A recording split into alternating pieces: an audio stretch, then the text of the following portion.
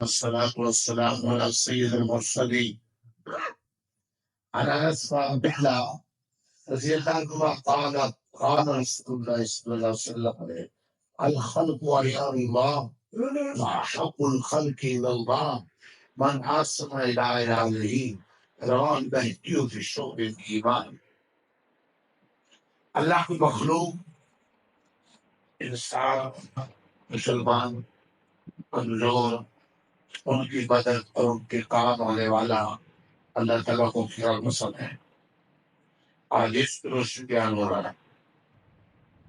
امام بہقی نے یہ حدیث ذکر کی جس کے راوی سید حضرت انس رضی اللہ عنہ حضرت عبداللہ بن مسعود رضی اللہ عنہ کیا کہتے ہیں کہ رسول اللہ صلی اللہ علیہ وسلم نے ارشاد فرمایا ساری مخلوق اللہ تعالیٰ کی عیار ہے.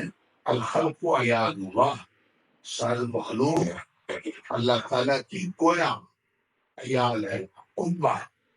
اللہ اولاد سے پاک ہے، لم یلد ولم یولد، سمجھا نہیں. جیسے ہر انسان کا کوئی خاندان اور قربہ گھر والے ہو تو ساری مخلوق اللہ تعالیٰ کا قربہ ہے. اس لیے اللہ تعالیٰ اپنی مخلوق میں سے وہ آدمی ہے جو اللہ تعالیٰ کی عیال یعنی اس کی مخلوق کے ساتھ انصاف اور اچھا سلوک کرے.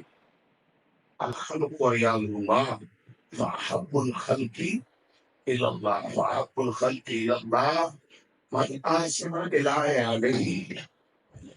آدمی کے عیال ان کو کہا جاتا ہے جن کی زندگی کی ضروریات کھانے کپڑے وغیرہ کا مکفی نہیں. بلا شبہ اس لحاظ سے ساری مخلوق اللہ تعالیٰ کی عیال وہی سب کا پروردگار روزی رسم ہے. اس نسبت سے جو آدمی اس کی مخلوق کے ساتھ اچھا برتاؤ کرے گا اس لیے اس میں فرمایا گیا ہے کہ اس کی محبت اور پیار کب اس میں ہوگا. اللہ سمجھے کے مولا